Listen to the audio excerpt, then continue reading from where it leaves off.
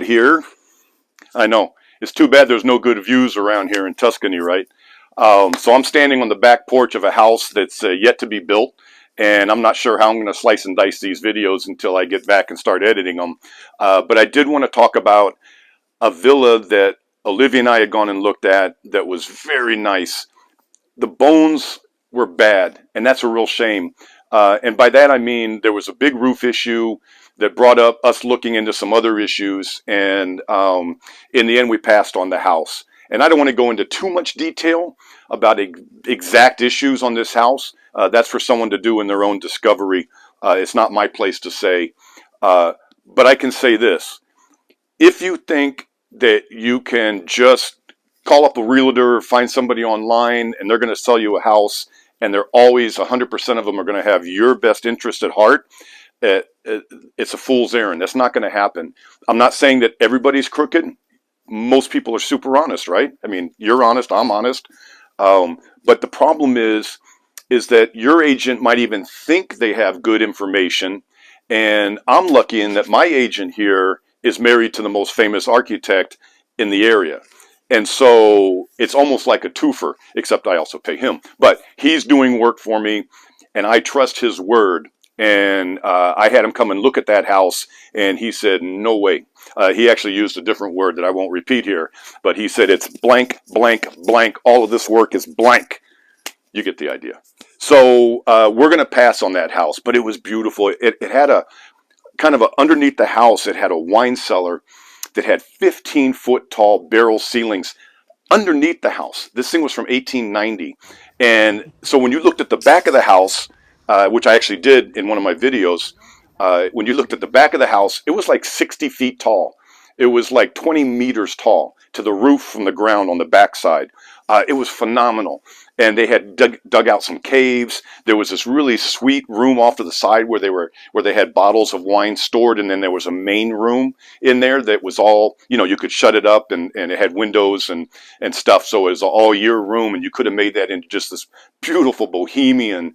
I mean, I had all these dreams of bohemian wine tasting, good stereo and a little fridge, and you could have poo-poos and 6-8 people over to pull wines and do a tasting and go downstairs.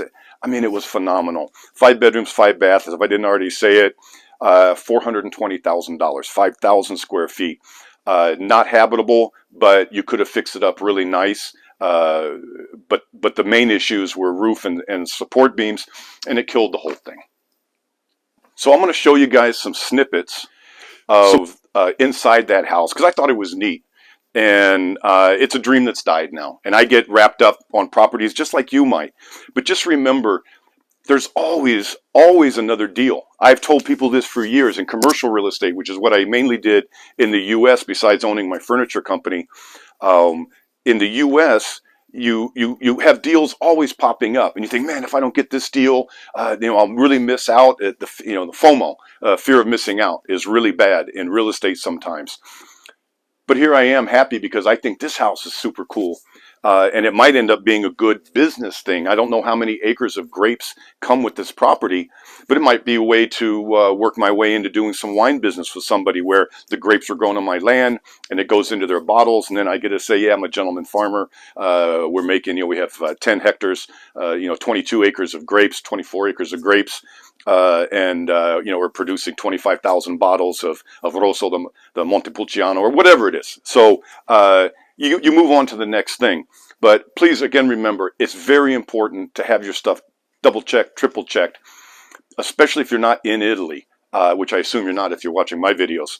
If you're out of the country, you need to, because it's not like you can just jump over here for every little thing, and you don't want to get sucked into a problem that's unfixable. And I see it in some of these properties that people bought something they thought they could get fixed up and couldn't, or there was issues. And so it's very important to have reputable people.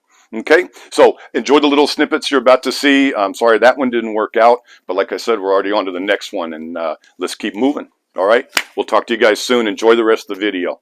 Ciao. So whoever rebuilt this place probably about 20 to 30 years ago did a really detailed, phenomenal job in the look of it. They made a few mistakes in the structural, but look at this little guest house. It was so nice, and my whole plan was we would fix that up, move in just to the guest house while we worked on the rest of the big house. So the guest house is located below the driveway, below the ground floor of the house. That's the wine cellar over there. Look at the detail, even a north, south, east, west marker built into the flagstone. Come up the staircase, you can see that it has some cracking and stuff that have to get repaired, the grout, mortar. And then you come up to the top, there's an ample parking space. The property's totally fenced in. And there's the guest house and a really nice view out over wine and olive orchards. The house doesn't look real imposing from the front, but it's a big house. It's about 5,000 square feet. It had a private gate, automatic gate, and nice views off to the right there. Just needs to be cleaned up out front. Now we're gonna go into the main show. So here's the main living room, and y'all gotta trust me on this. That thing has got to go. There was just a tiny skylight inside that huge contraption. It's not like a fireplace, it was like a pit. It was totally unfunctional and blocked the whole room. We were also talking about removing the wall with the red lights on it and doing a complete open floor plan for the living room, kitchen, and dining area. This would have been the dining area, but free flowing out into this room, and it would have been so nice and open. There was incredible views from every window, every doorway. Yikes. Yeah, the whole thing had to go. But look at the view out the window, out the door, over your orchard. There's about 80 olive trees that were included in the 2 acres of land. Just phenomenal. Look how high up we are off the ground. I took these videos just hand holding, not using a gimbal. And I wasn't trying to make real fancy videos. It was more of just documenting the house because we were seriously looking at it. So excuse the quality. Going through this door, we were going to turn this into a large bathroom. This was formerly the kitchen. But, you know, they turned, and this huge house, and they made a little galley kitchen like this.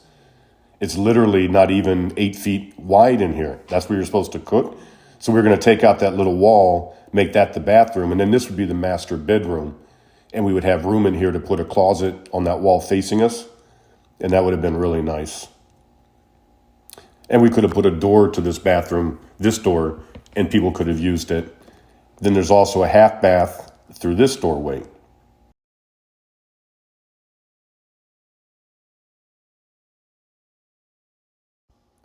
There's 2 more bedrooms on this level, and each one had a full bath. I guess one of these was supposed to be the master, but I like converting that other one to a master and adding a whole nother bathroom. Ample room. Nice view from the windows.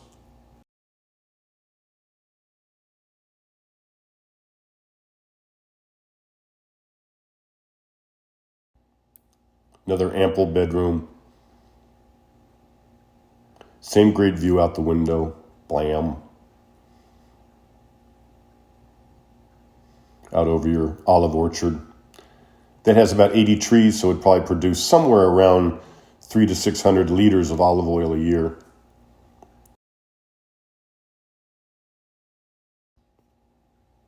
You can see there's been some water intrusion. We think that came from a drip, maybe in the bathroom, since the house hasn't been inhabited. Just a slow drip. Now we're venturing down into the wine cellar. I didn't get a good shot of the room. It was right off to the right there before the 2 gigantic barrels. But you come down this staircase, and then when you get to the bottom, we're going to go back down with the lights on. When you get down to the bottom, you can see how tall the ceiling is in here. I mean, just really cool.